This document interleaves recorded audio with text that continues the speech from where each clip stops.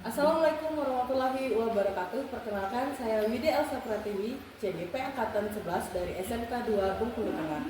Nah, pada kali ini kita akan melaksanakan kegiatan supervisi akademik bersama Ibu Dwi Tantri.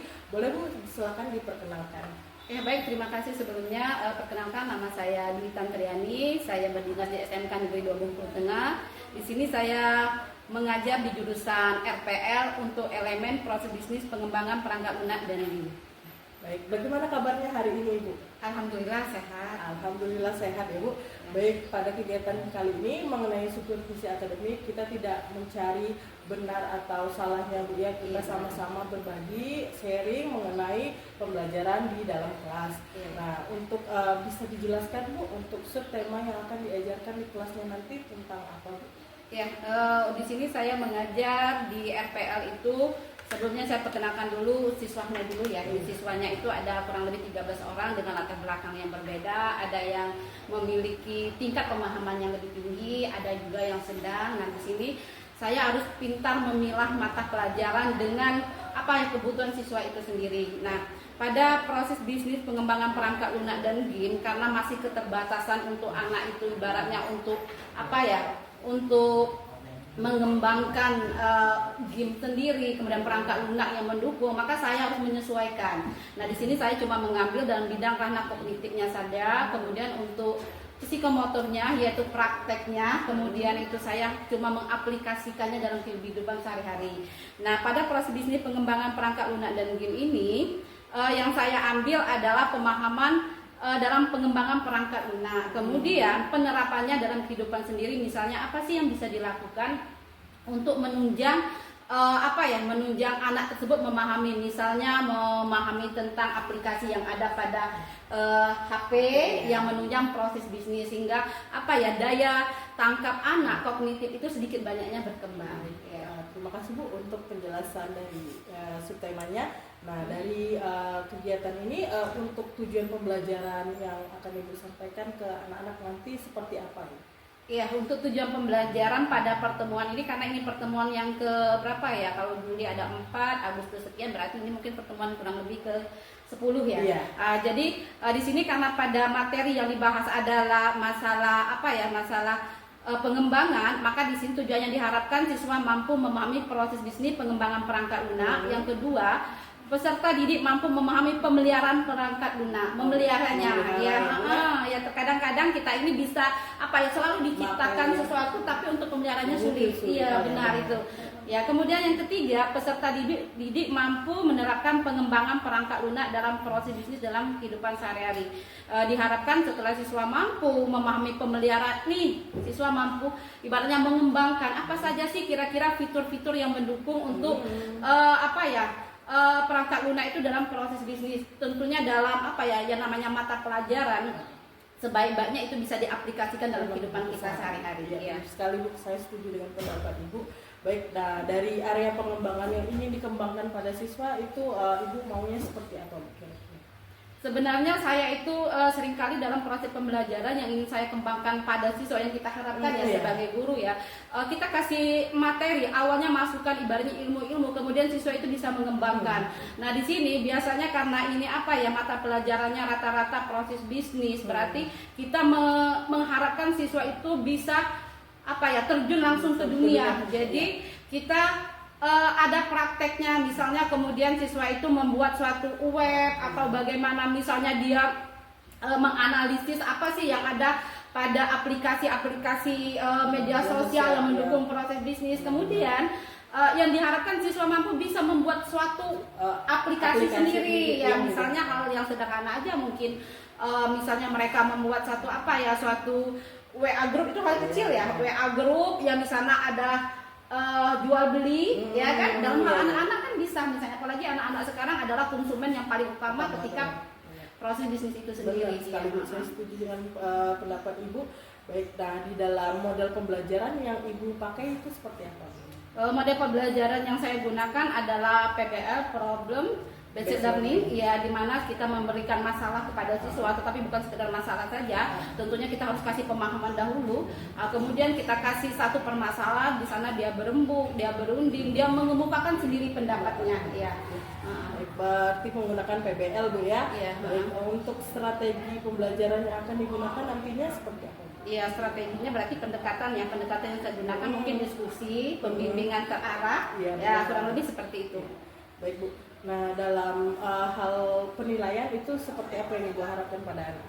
Ya, penilaian itu karena ini hampir rata-rata materi ini ke bagian kognitifnya, mungkin penilaian, bukan mungkin ya, memang penilaian yang saya gunakan adalah diskusi, berarti ada penilaian kognitif anak, yaitu ketika anak itu menjawab soal-soal permasalahan yang ada, itu kognitifnya yang dinilai, bagaimana dia mengemukakan, kemudian bahasa yang digunakan, pilihan kata yang tepat, ya, kemudian ada penilaian psikomotor, ya psikomotornya, kemudian ada penilaian afektifnya itu di mana dia ketika mereka mampu tampil berdiskusi di depan, ya berdiskusi di depan, mereka ibaratnya mampu percaya diri, mau salah mau benar, mereka mampu, ini sih pendapat saya, benar salahnya kan nanti bisa di akhir pertemuan kita bahas masalah, oh kurangnya seperti ini, pendapatnya seperti ini. Nah, untuk sasarannya berarti ini kelas 10 Bu ya? Iya, 10 RPL. Oke. Baik, nah untuk pelaksanaannya itu kapan, hari ini ya Bu? Ya, hari ini di jam terakhir, karena biasanya di jam terakhir anaknya itu rentang untuk ininya sangat jauh ya, saya lihat itu ada yang 3 orang memang aktif benar, ada yang tengah itu yang biasa sama sekali, yang ada juga anak itu yang seringkali tidur ketika kita masuk kelas, mereka ketiduran, bahkan ngomong pakai tidur benar melentang kayak itu kan. Nah, jadi memang guru di jam terakhir harus bisa memotivasi siswa biar benar-benar bisa berarti permasalahan yang Ibu hadapi itu bagaimana sih mengkondisikan siswa di Iya, dalam kelas pada benar. saat jam pembelajaran terakhir ya Bu. Benar. Baik, terima kasih Bu. Kita sudahi proses pra-observasi. Iya. Nanti kita akan bertemu lagi di observasi di kelas Bu ya. Iya. Oke, terima kasih. Assalamualaikum warahmatullahi wabarakatuh. Assalamualaikum warahmatullahi wabarakatuh. Waalaikumsalam warahmatullahi wabarakatuh. Selamat siang semua. Siang Bu. Ketemu lagi sama Ibu. Sebelum melaksanakan proses pembelajaran, silakan ketua kelas pimpin doanya terlebih dahulu. Berdoa dimulai. Bismillahirrahmanirrahim. Raditu billahi rabban wa bil islami dinan wa bi Muhammadin nabiyyan wa rasulah. Rabbi zidni ilman warzuqni fahma. Amin ya rabbal alamin. Ya, terima kasih. Lanjut kita cek kehadirannya. Nggak masuk siapa? Masih Semua, Bu. Ibu lihat ketua kelasnya nggak ada, kemana? Sekolah IR. Nanti berapa orang yang nggak ada, nak? Berapa orang siapa? Adli Firmansyah ya? Sama Salwa Bu. Adli, izin, kemudian siapa lagi? Salwa. Ketua OSIS ya? Ya. Wakil ya? Ya. Anak-anak, kira-kira gimana hari ini kabarnya? Sehat? Sehat, Bu. Bagaimana? Udah siap belum? Siap. Ada masalah nggak sama Ibu? Ibu rasa kalau lihat tadi, kemarin kita sudah ujian tengah semester, udah Ibu bagikan. Ibu rasa mungkin ada yang tidak tuntas. Jangan salahkan Ibu, karena kita sudah awal, udah ada perjanjian kontrak kita. Kalau memang nggak tuntas itu belum ada remedialnya, tapi nanti. Kalau sudah, sebelum memulai, Ibu ingin memfokuskan pemikiran kalian. Ibu mulai dengan kata keempat. Sebutkan kata kuncinya keempat. Toolnya kata keempat. Makan. Apa? Minum. Kata keempat. Kata keempat. Kalau misalnya minum, M-I-N-U berarti sekarang makan berarti apa? A. Makan. Ya, benar. Kalau baju. Baju. Sama. Kalau. Kalau. K-A-R-A. Kan kalau berarti. Ya kan? Ya. Sudah ya, kita lanjut. Baik anak-anak, minggu kemarin kita sudah mempelajari tentang buka halaman 10. Halaman 10. Ya.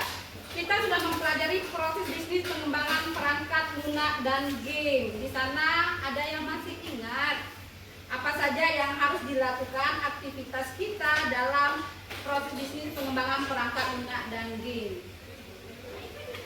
Ada yang masih ingat? Nova Tri absen, mana orangnya? Nova apa? Masih ingat apa? Coba. Apa saja yang harus dilakukan? Aktivitas praktis yang berkaitan dengan proses bisnis apa saja?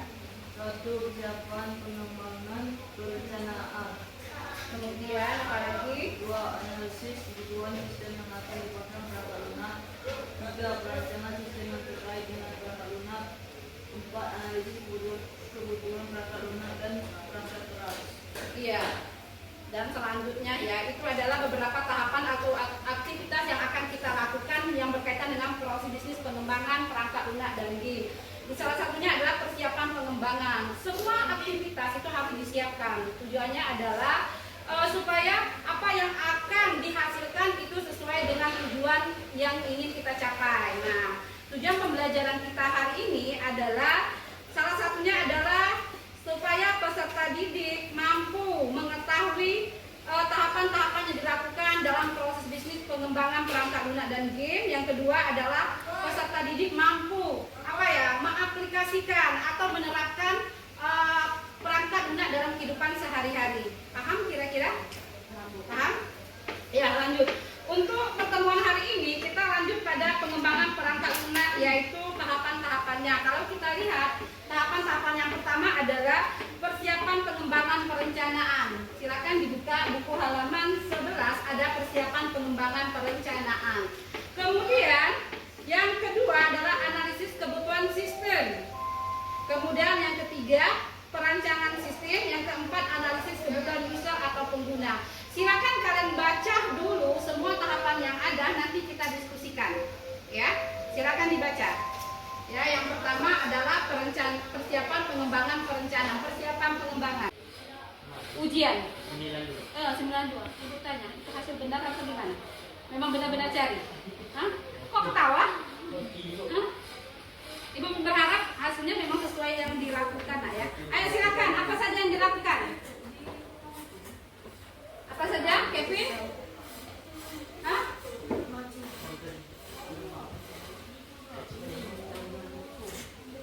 Silakan Kevin, apa? Paham nggak?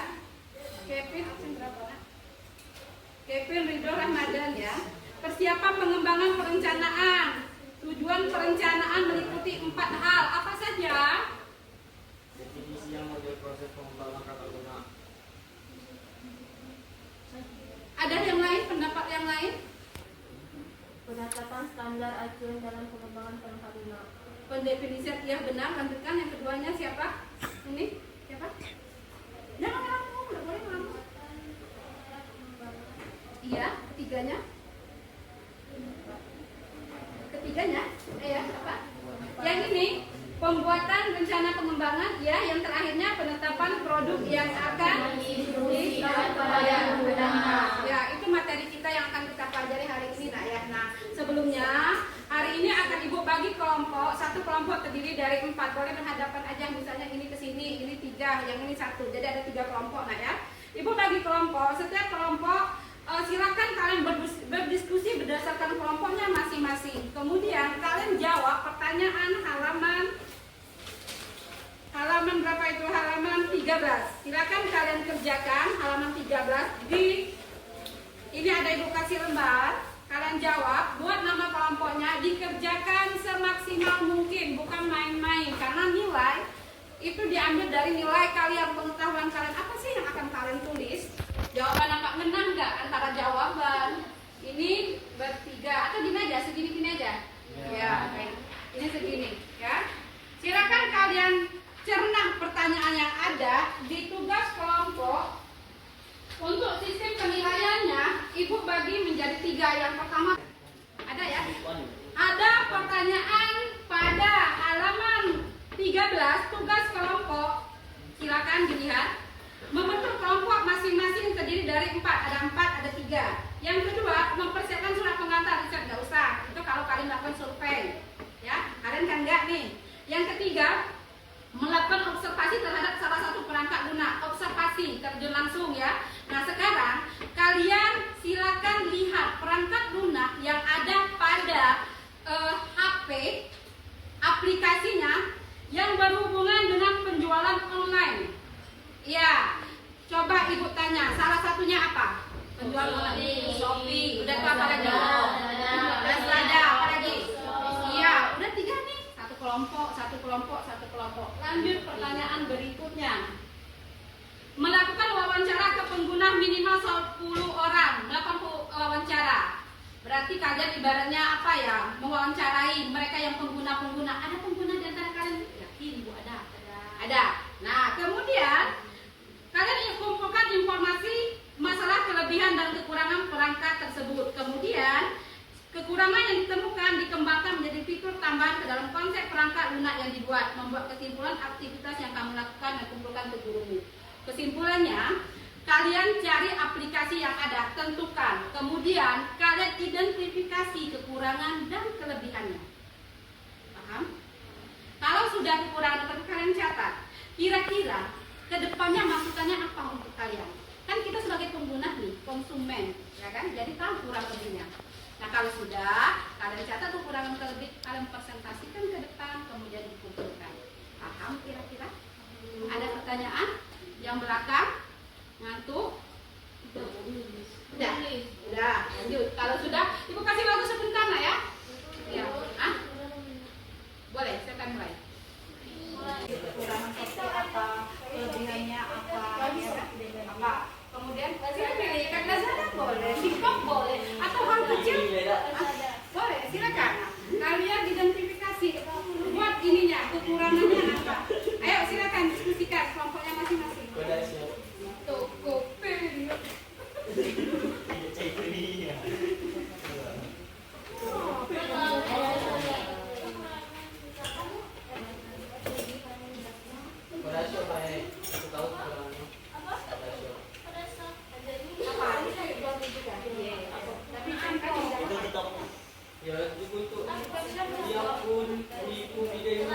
Berhenti sebentar untuk kerjanya.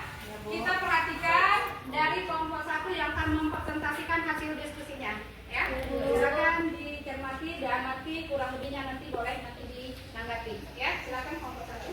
Assalamualaikum warahmatullahi wabarakatuh. Assalamualaikum warahmatullahi wabarakatuh. Kami dari kelompok 1 ingin mempresentasikan hasil kerja kelompok kami yang akan dibacakan oleh Putri. Melakukan nama kelompok Indi Biryanti, Adik Putri, Neta Rahmadani. Melakukan observasi terhadap salah satu perangkat lunak penjualan online, catat fitur yang ada. Jawab, aplikasi yang kami pilih TikTok Shop. Kekurangan aplikasi ini terlalu mahal ongkirnya. Kelebihan aplikasi ini banyak yang dibeli sesuai pesanan, bisa COD, lebih cerah videonya dan memiliki sound. Siapa itu? Sekian dari saya, terima kasih. Itu dia hasil presentasi kelompok kami. Iya. Hasilnya tadi yang pertama adalah apa? COD, bisa COD? Terlalu mahal ongkir. Kira-kira kalau seandainya terlalu mahal ongkir, bisa nggak diantisipasi dengan apa? Misalnya nih kalau di Shopee, ibu nggak tahu ya kalau yang lain. Di Shopee itu kan ada pilihan untuk ongkir, kurir, ini kan ada. Di TikTok ada nggak kira-kira? Ada nggak? Ada nggak? Atau memang mentok memang sekian? Oh, berarti masih bisa cari atau waktu yang tepat ya. Yang kedua apa kira-kira tadi? Kekurangannya? Kelebihannya apa lagi? Barang yang ini sesuai dengan pesanan. Ada pendapat yang lain kelompok? Boleh. Kelebihannya mudah digunakan untuk berbisnis. Apa maksudnya? Boleh jelasin? Kelebihannya itu kita mudah berbisnis dengan orang lain sehingga orang-orang itu tertarik dengan yang kita jual. Nah, itu di TikTok. Iya Bu, TikTok, Shopee, Lazada. Oh kayak gitu ya. Berarti dia sejenis ini ya, bisa pengembangan untuk bisnis ya. Iya Bu. Jadi nggak mentok ini apa namanya yang penjual. Nih kalau kita namanya barang, ada konsumen, ada produsen, ada produk, ada 3 yang terlibat. Produk yang dijualkan dari produsen ke konsumen. Nah sekarang meskipun kita nggak ada produk, kita bisa menjual belikan, ya kan? Nah di sana ada aplikasi khususnya atau misalnya kita harus masuk dulu, peserta dulu atau gimana? ada pendapat yang lain, kenapa apa kita berbagi saling share kan? Ada nggak kira-kira bisa jadi pengusaha semua kalau kayak gitu kan? Nggak mesti kita punya uang yang banyak, iya kemudian barang yang banyak. Kita sekedar apa ya, distributor itu ya, dengan menggunakan media yang ada, kemudian apa namanya metode penjualan yang bagus ya. Ya benar. Terima kasih masukannya. Ya enggak? Benar nggak Ibu Nak? Masih ada? Nggak ada lagi ya. Silakan. Ada pendapat yang lain nggak? Ya. Silakan. Sekian penjelasan dari kami. Kami ucapkan terima kasih. Wassalamualaikum warahmatullahi wabarakatuh. Waalaikumsalam warahmatullahi wabarakatuh. Tepuk tangan. Ya.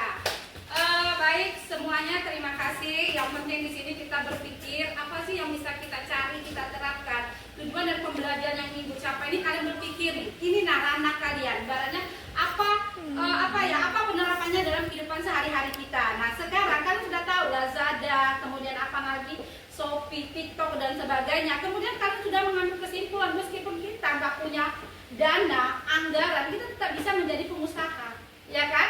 Kita bisa melakukan jual beli, itu ya. Anak-anak semua terima kasih atas keterlibatannya untuk proses pembelajaran hari ini. Ya, ada pertanyaan tidak? Tidak. Ada pertanyaan nggak ada? Udah paham semua? Ya, Ibu berharap dari pembelajaran hari ini bisa kalian lebih kembangkan lagi, lebih produktif lagi. Kalian cari lagi kira-kira apa? Karena apa? Produk yang ingin Ibu dapatkan dari kalian ada kalian mampu menerapkan dalam kehidupan kalian. Ya itu. Mau apapun Bu, kami kan jurusan TKJ, FPL Bu. Nanti gimana? Nggak mesti kalian bisa diaplikasikannya dalam wujud apapun. Itu enggak ya? Nah untuk minggu depan kita masuk pada budaya, mutu dan kebutuhan pelanggan dalam pengembangan perangkat lunak dan game. Ya, itu materi kita di minggu depan. Silakan dipelajari, dipelajari. Kemudian nanti kita lihat lagi, kita diskusikan lagi untuk pembelajaran ini. Oke? Iya, terima kasih. Sekian. Assalamualaikum warahmatullahi wabarakatuh. Waalaikumsalam warahmatullahi wabarakatuh. Assalamualaikum warahmatullahi wabarakatuh. Bu Dwi, bagaimana kabarnya hari ini Bu? Waalaikumsalam warahmatullahi wabarakatuh. Alhamdulillah sehat. Oke Bu Dwi, kali ini kita masuk dalam pasca observasi. Di dalam pasca observasi ini kita Kak, ya Allah tidak disengaja. Assalamualaikum warahmatullahi wabarakatuh. Nah pada kegiatan kali ini kita akan melakukan kegiatan pasca observasi. Nah kemarin kita sudah melaksanakan observasi dan observasi ya Bu Dwi. Bagaimana hari ini keadaannya? Sehat Bu Dwi? Alhamdulillah sehat. Baik, kita langsung pada proses pasca observasi ya Bu Dwi. Dari kegiatan kemarin Bu, kira-kira bagaimana pendapat Ibu setelah menyajikan pembelajaran pada kegiatan observasi kemarin? Setelah saya melakukan kegiatan pembelajaran seperti biasa ya, menurut pendapat saya antara modul ajar dengan penerapannya di lapangan paling tidak mungkin kalau rentang antara nilai 10 mungkin baru 8 atau 7 lah, masih ada yang harus diperbaiki. Nah kira-kira Bu, proses pembelajaran yang Ibu rencanakan itu sudah sesuai atau belum? Sudah sesuai. Nah, yang pertanyaan berikutnya Bu, kira-kira Ibu bisa menceritakan hal-hal yang dirasakan memuaskan dalam proses pembelajaran pada saat observasi kemarin Bu? Ya, waktu pembelajaran, proses pembelajaran yang saya lakukan sebelumnya kan saya sudah ngasih ibaratnya pada pembelajaran sebelumnya ke pembelajaran berikutnya sudah ngasih tahu sama anak untuk minggu depan kita akan mempelajari materi ini, jadi ada persiapan untuk anak. Kemudian kita kasih link untuk tutorialnya cara pembuatan pemasaran produk suatu barang. Nah di sini karena RPL, jadi mereka itu membuat membuat suatu pemasaran dengan menggunakan media sosial. Jadi saya kasih tahu tutorialnya, kemudian cara wacananya. Nah waktu penerapannya di lapangan ada beberapa siswa, ada 4 atau 5 kurang lebih karena jumlahnya ada 11, 5 antusiasnya tinggi. Mereka sudah mempelajari sebelumnya di rumah. Jadi penerapannya ketika pada proses pembelajaran itu sudah sudah nyambung, sudah sinkron. Nah, tetapi ada juga anak itu yang nggak aktif, yang diam. Nah, saya bisa menyimpulkan mereka nggak ada persiapan atau bahkan sama sekali nggak buka materi yang sudah diajarkan. Ya, oke. Baik, kira-kira perkiraan Ibu mengenai ketercapaian dari tujuan pembelajaran Ibu apakah sudah tercapai? sudah, tapi untuk sudah tercapai untuk beberapa, tetapi ada 4 atau 3 itu harus ditingkatkan lagi. Berarti ada ada pembelajaran yang bisa saya terapkan lagi, mungkin tutur sebaya dari kawan-kawannya untuk mencapai lebih baik lagi. Nah, kira-kira dari Ibu apa sih yang menjadi kesulitan dari siswa? Kesulitan bagi saya yang pertama adalah Dari karena siswa? dari siswa ya. Kesulitan untuk siswanya sendiri mungkin karena ini ya, karena kita menggunakan wifi, jadi ada keterbatasan di sana. Mereka seringkali terkendala di sananya, Bu, nggak bisa Bu, ini ini. Nah, kemudian ada beberapa siswa mungkin nggak tahu kita kan siswa-siswa kita punya latar belakang yang berbeda, Bu Wijaya. Jadi mungkin ada siswa yang memiliki latar belakang punya latar belakang keluarga yang broken home atau apa, jadi mereka nggak ada motivasi untuk belajar lebih baik. Itu yang sering kali terjadi kendala bagi saya. Nah, kira-kira yang menjadi kesulitan Ibu dalam pembelajaran apa? Kesulitan saya pribadi karena saya jujur biasanya sebenarnya bidang saya itu di kimia. Jadi ini untuk pembelajaran apalagi RPL atau TKJ itu udah hampir alhamdulillah 5 tahun saya belajar, dikasih kesempatan untuk pembelajaran karena kimia dihilangkan di SMK. Jadi saya belajar lagi, harus banyak-banyak belajar. Jadi persiapan saya ketika saya harus belajar di mata pelajaran ini, saya harus buka lagi, harus banyak-banyak belajar lagi, harus banyak bertanya. Kalau misalnya dalam ranah kognitif, pengetahuan, ini bisa kita pelajari. Tetapi ketika praktek, namanya orang tua, mak-mak lagi disuruh belajar. Jadi saya perlu banyak sekali waktu untuk belajar. Dan alhamdulillah punya kawan-kawan, sahabat-sahabat yang banyak mendukung. Baik, Bu. Nah, kira-kira selain tadi Bu ada alternatif lagi untuk dari Ibu dalam mengatasi masalah yang Ibu hadapi?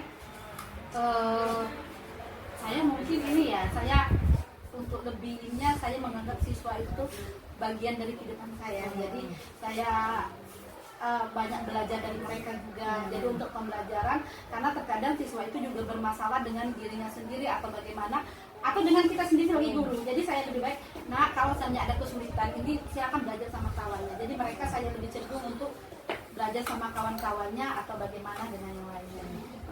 Untuk next pertanyaannya Bu ya, ini mengenai identifikasi hal-hal yang telah mantap dan perlu ditingkatkan.